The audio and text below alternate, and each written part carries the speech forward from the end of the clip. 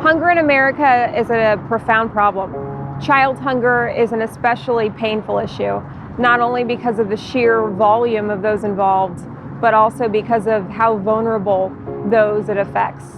In Dallas County, there are nearly 180,000 children who are food insecure. That means that on any given day, they don't have consistent access to nutritiously adequate food.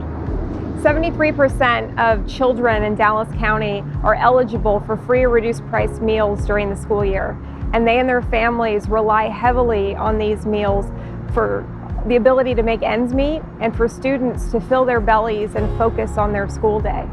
During the summertime, when school is out, the free summer meals program is designed to fill that hunger gap so that kids have the opportunity to be less at risk of going hungry. Although the program is fully funded and widely available throughout Dallas County, only 14% of kids throughout the state of Texas are participating in the program.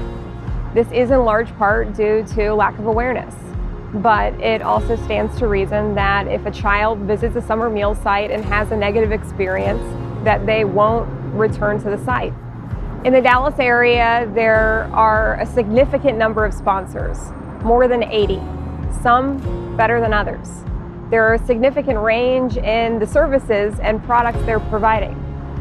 And it stands to reason that if a sponsor is providing less than quality food or less than quality services, that hurts the program, that hurts that meal site, and that hurts children.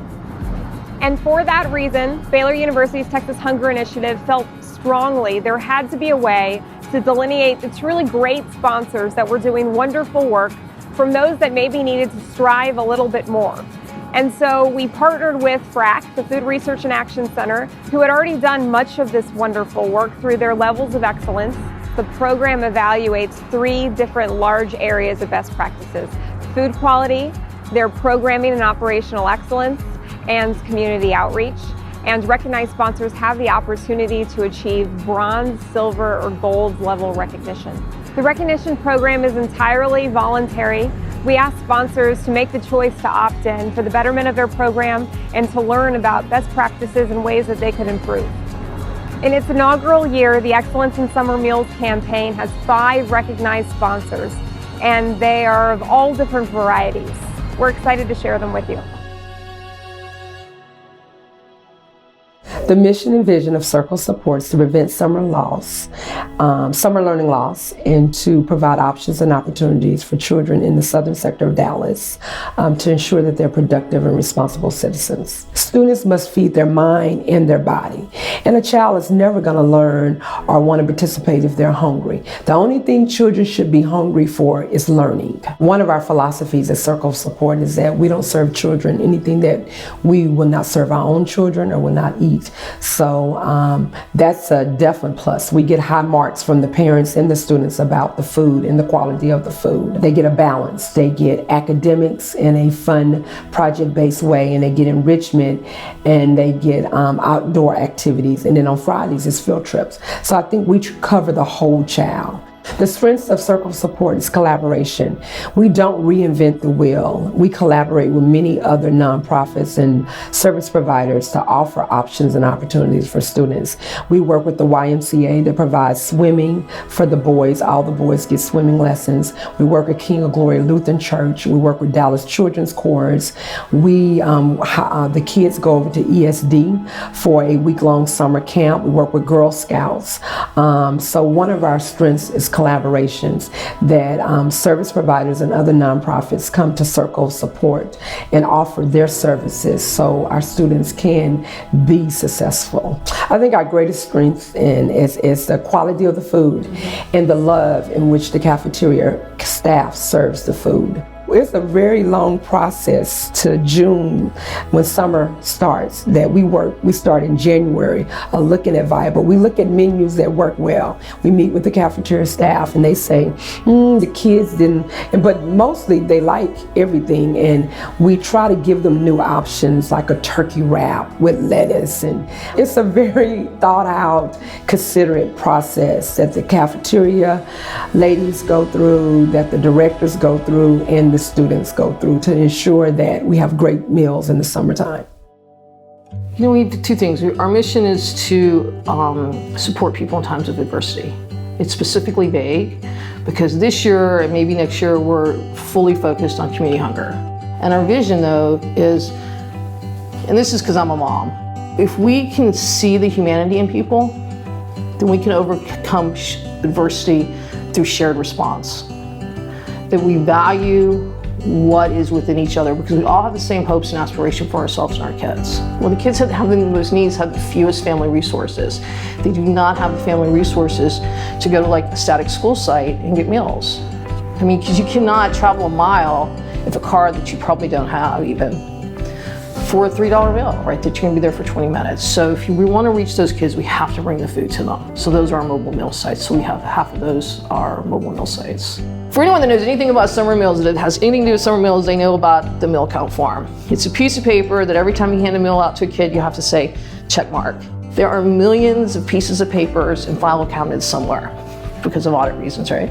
So the first thing we did was we created an electronic app and we got rid of the paper. Because we just got tired of chasing paper, but at the end of the day, that app connects to a database, so we're able to track our use and our waste and all that stuff in immediate real time. Our biggest change this year that saved us the most headache and everything is that we put a third seat on our vans. I mean, it's just some easy stuff like that. So you don't have to create a whole database, but the ability for us to say, okay, for us to do a mobile meal where you have to control kids and keep them on site requires 4 staff members to be on site. So we can put 2 staff members in a van and we can put 2 in a follow car, and then your gas costs go through the roof. So we bought our vans instead of leasing them. We put bolted in a third seat in the back and hired somebody on site. And we needed no other outside staff resources to do that. So by putting that third seat on the van, now you've increased team cohesiveness because 3 of them are in the same vehicle. And then you're able to hire a 4th person that's on the apartments. Gives back value back to the community and also gives you a goodwill ambassador on site who can tell all the residents, hey, come have your kids come eat. That was the most inventive thing we did. The North Texas Food Bank's mission is to passionately pursue a hunger-free community. We serve children, families, and seniors and provide access to about 170,000 meals each day. We decided to start offering summer meals because of the limited resources that we were facing. In seeking reimbursement from the state, we were able to expand our reach and provide better nutrition for the kids that we were serving. With the summer being the hungriest time of the year, we were struggling with how to keep these kids engaged and wanting to come to sites regularly. So we began to distribute backpacks weekly to all the kids that were participating, as well as providing fresh fruits and vegetables to their families weekly. I think some of our program strengths are the fact that we are able to provide additional fruits and vegetables each day with our meals. Our vendor allows us to do that, and it was something that we added into our contract. We went through a lengthy process to find the proper vendor to fit our needs. If we aren't serving a meal that the kids will actually eat, we're not doing our jobs. So we did sit down with vendors and we had taste tests with all of them. Food quality is extremely important to us. We've learned a lot of lessons. The main one is to stay organized from the beginning and to communicate. There's never enough communicating that can happen between TDA, your program sites, and your coordinators. Healthy Living Outreach Program's mission is to make sure we take care of our children because they're our future. A lot of kids have it really, really hard at home. We don't know it, but they do, and it's not their fault. It's nothing they can do about it, and they can't get out of it. They just have to live that hard life until they reach adulthood. Our model is just to make sure we feed kids food that they will eat. My meals are provided here at the Central Kitchen, mostly by DISD staff that are off during the summer months. And so they not only do they work and prepare meals during the school year, but they also come here and seek employment to prepare meals during the summer months. So they know the ins and outs. They actually teach me some things that they bring from the school that they bring here. For example, our outside sites, we prepare finger foods for them because they don't have the luxury of kids that are inside. For our inside sites, we do mostly cafeteria style for them. Each site has their own spot in our kitchen. And so If we're having apples, everything that's perishables that can sit out on the shelf, we go ahead and count it out. So if it's 75 kids at this particular site, we count out 75 apples, 75 craisins, what have you. And so we set it out and we go to the next site, and we do the same thing for the next site. The night before, we pan up our meat that goes into the oven. So if we're having, let's say, Salisbury steak, we'll pan up 75 Salisbury steak, put it in the freezer. That way in the morning times, the cooks can come in, get the pan out the freezer, put it in the oven, and then they're preparing to pan up the next set. It just runs smoothly and meals are on time. I have an awesome staff that care about children. If it wasn't for them, I wouldn't have a program, but my strength is my staff, and most of them have been with me 7 years. So City Square exists to fight poverty in all of its forms, its causes, its effects. But we do that in, I think, a very special way through service, advocacy, and friendship.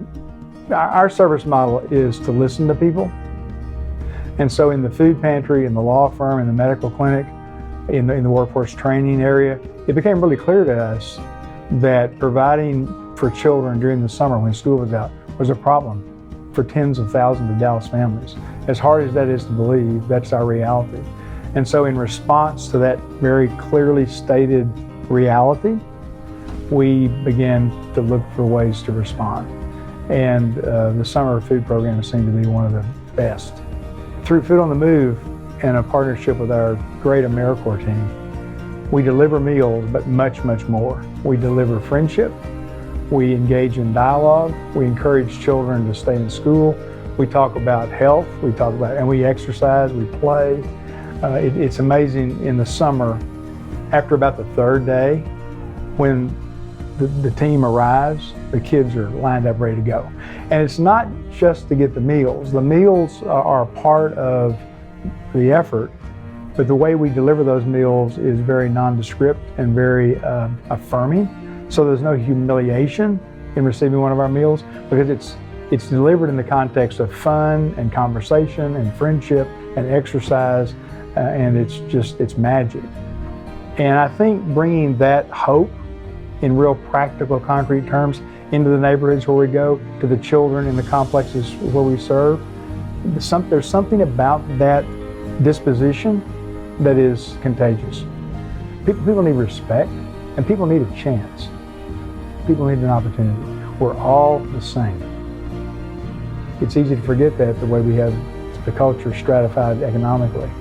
But we've learned that people who are the poorest in our city have incredible social capital,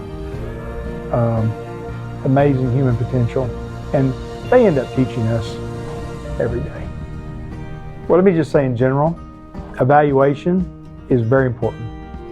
Measuring outcomes is critical, and having accountability to the integrity of the program is essential. Anything that fosters competition in a friendly manner for the good of the customer, right? Not for the good of the organization, but for the good of the end user, cannot be wrong. I feel, in my opinion, that we should all be held accountable. Now, we all think we're great and wonderful and terrific, but it's great when you have someone from the outside come in and tell you where you need to improve. I definitely would support the recognition program simply because of the opportunities that it's going to place in front of us to expand summer feeding. Equal Heart has had a great year. We've had a great year because of our staff's great, but we've had a great year because of all the support that we have gotten from organizations in the community. Whether that's Cornerstone Kitchen where we office, but it's also Texas Hunger Initiative. The ability to call up and say, hey, this is the problem we're having as a new organization, and then having someone help us walk through that. And we would have never made it to the finish line if it hadn't been for other organizations. We need to improve the delivery of meals in the summertime.